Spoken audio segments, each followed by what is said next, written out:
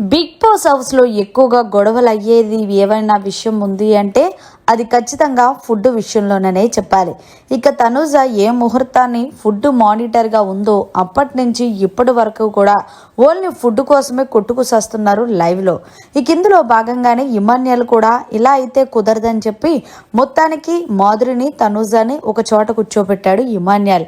ఇక అసలు ఏం జరిగింది రాత్ర, ఆవిడేమో ఎందుకు ఫుడ్ తినడం మానేసింది, పొద్దున్న నుంచి కూడా ఏం తెలియదు అంటూ తనూజనే అడిగాడు ఇమాన్యుల్.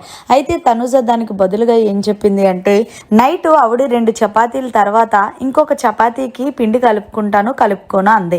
నేను వద్దు అని చెప్పాను. సో నేను ఎందుకు వద్దు అని చెప్పానంటే, ఆల్రెడీ అక్కడ చాలా మంది కంటెస్టెంట్స్ ఉన్నారు.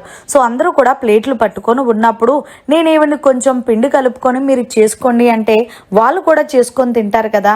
లేదు అంగో ఈవిడికి చెప్పానంగో, ఓహో ఆవిడకే చెప్పింది ఇంకా మనకెందుకు ఇస్తారని వాళ్ళు కూడా వదిలేస్తారు. సో నేను నా పాయింట్ ఆఫ్ వ్యూలో కరెక్టే నాకు.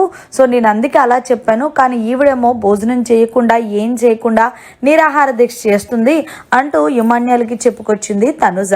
ఇక మాధురి అంటుంది, మనసుంటే మార్గం ఉంటుంది, ఎలాగైనా సరే నువ్వు బర్నీ గారు వచ్చిన తర్వాత మారిపోయావు, బర్నీ గారు రాకముందు వరకు ఒకలా ఉంటావు, అందరూ ఏదో అనుకున్నాను, కానీ ఇప్పుడు ఈ రోజు నిన్ను చూస్తుంటే నాకు అర్థమైంది నువ్వు ఎంత సెల్ఫిష్ అంటూ మాధురి ఇష్టం వచ్చినట్లు మాట్లాడుతుంది. అయితే తనుజ, ఇమాన్యుల్ చూసావు కదా మరి నేను దేనికోసం మాట్లాడుతున్నాను, ఆవిడ దేనికోసం మాట్లాడుతుంది, నేను కరెక్ట్గానే నా జాబ్ నేను చేశాను, సో వాళ్ళు ఎవరేమనుకుంటే నాకు అనవసరం అంటూ అయితే ఈలోగా సారీ చెప్పమన్నాడు ఇమాన్యుల్. నేను సారీ గీరీ చెప్పనంటూ మొత్తానికి తనుజ అక్కడి నుంచి వెళ్ళిపోయింది. అయితే ఇమాన్యుల్ సర్లేండి అయిపోయింది కదా అంటూ మొత్తానికి ఫుడ్ తెచ్చిపెట్టి మాధురికి తినిపించాడు. మరి దీని మీద ఏమంటారనేది కమెంట్ చేయండి.